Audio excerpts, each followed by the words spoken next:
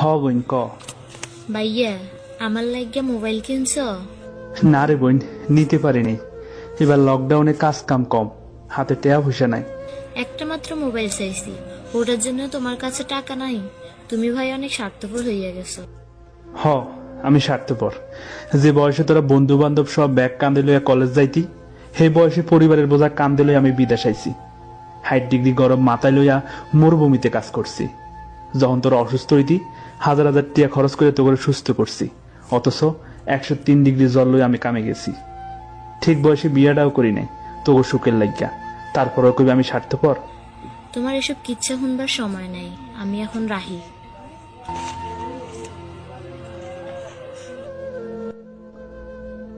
বিদেশি মোবাইল দরকার আছে, বিদেশি কসমেটিকের দরকার আছে, বিদেশি স্বর্ণের দরকার আছে, শুধু বিদেশিকে কষ্টের কেসা শুনবার দরকার নাই। দূর থেকে মনে হয় বিদেশিকে অনেক দাম, 1 মাস টাকা না পাঠাইলে বোঝা যায় হাম করে কে কত দাম দেয়। তো এইসব নিয়ে আমি কারোর উপর অভিমান করি না, কারণ এনে আমার অভিমান ভাঙানোর লোক নাই। কারো কাছে আবদারও করি না, কারণ এনে আমার আবদার রাখারও লোক নাই। এখন রাত 3টা বাজে, এই মাত্র কামের আইলাম। রোজার মাসে রাইতে কাম করি, কারণ দিনে রোজা রাইকা সান্দি ফাড়া রইতে কামে গেলে গলা হুগেয়া জান্ডা বাইরে হয়ে যায়। ছোটবেলায় বাবারে জিগাইতাম, বাবা তোমার হাত এত শক্ত কে? আজ নিজের হাত দেখলেই উত্তরটা পাওয়া যায়।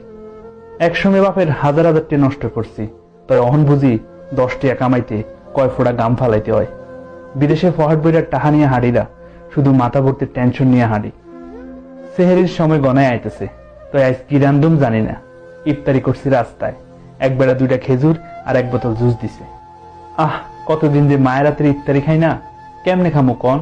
বিমান নামার এক বেমান নামাইয়া দিয়ে গেছে, নিবার লাগা আর ফিরে আইলো না। জানেন ভাই, মাঝে মাঝে স্বপ্নে দেখি আমি দেশে গেছি, মুক্ত পাখির মতো সারা গ্রাম ঘুরে বেড়াইতেছি।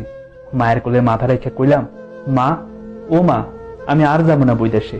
চোখটা মিলা ছায়া দেখি আমি এখনো প্রবাসে।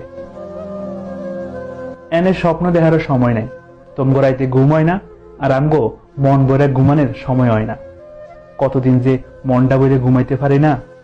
তোমাকে কাছের কোনো প্রবাসী মরে গেছে শুনলে মসজিদের মাইকে কইয়া দিও, মেলা দিন বিদেশ ছিল, তাই মন মজায় ঘুমাইতে পারে নাই, এখন সারা জীবনের জন্য ঘুমাইবার গেছে।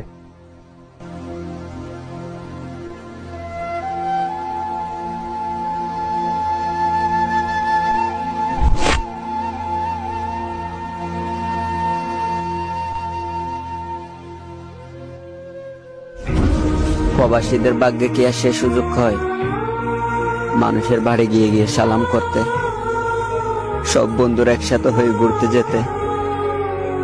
সেই প্রবাসী আবার কেমনে সুখী হয়? 7 মাসের রাইখা বাপে মইরা যায়, মায়ে অনেক কষ্ট কইরা মানুষ করছে। ঈদ কুরবানি আইলে মায়ের বিরক্ত করছি নতুন জামার জন্য। টাকা থাক বা না থাক, মায়ে কোনোদিন বাপের অভাব বুঝতে দেয় নাই, নতুন জামা আইনা দিছে। এখন মায়ের আর বিরক্ত করি না, কারণ কি জানেন? এখন প্রবাসের মাটিতে, তাই এখন আর আনন্দ করি না। আজকে তো আমারও নেই, আমার আব্বু আমাকে কল করছে। কল করার পরে বলতেছে, বাবা তোমার গায়ে ইউনিফর্ম কে? বলতেছি, মা আজকে মা আমার ডিউটি আছে, এখন ডিউটি করতে হবে। বলতেছে, বাবা তুমি খাইছো? আমি হ্যাঁ খাইছি। বাবা তুমি কাপড় টাপড় কিনছো? আমি কিন্তু হ্যাঁ মা কিনছি। আমার মাটা কি কান্নার জন্য করলো আজকে আমার জন্য? অনেক কান্না করছে আমার মা। আমার ঈদের দিন ডিউটির পোশাকে দেখি খা। মা গো, এটা গো মা প্রবাস জীবন মা, বুঝছো? এইটা তো বাংলাদেশ না। সকালবেলায় ঘুম থেকে দায়িত্ব দিলাম, মানে তুমি খাওয়াইবা। এটা বাংলাদেশ না মা, এটা যে প্রবাস। মা তুমি দোয়া করো আমার জন্য। যদি কেউ আপনাকে খারাপ বলে, তার কথা মনের মধ্যে নিয়েন না। হয়তো আপনার ভেতর খারাপ আছে, তাই সে আপনাকে খারাপ বলছে। যদি পুরো পৃথিবীটা খোঁজেন, আপনি একটা ভালো মানুষ পাবেন না যার ভেতর খারাপ না আছে। এক্সরে করলে হাড্ডি ভাঙা, ভিতরের ঘাও সব দেখা যায়, কিন্তু আপন মানুষরা যে কষ্ট দেয়, সেই কষ্ট কোনো এক্সরেতে দেখা যায় না। নিজের কথায় ফকির হন, অন্যের কথায় বাদশা হইন না। নিজের জীবন নিজের ইচ্ছে মতো বেঁচে থাকেন, অন্যের ইচ্ছের কাঠের পুতুল হয়েন না। চাকু আর বন্দুকের নাম তো এমনি বদনাম, তা না হলে মানুষের মুখে যে বিষ, তার চেয়ে বিষাক্ত কোনো বিষ হয় না।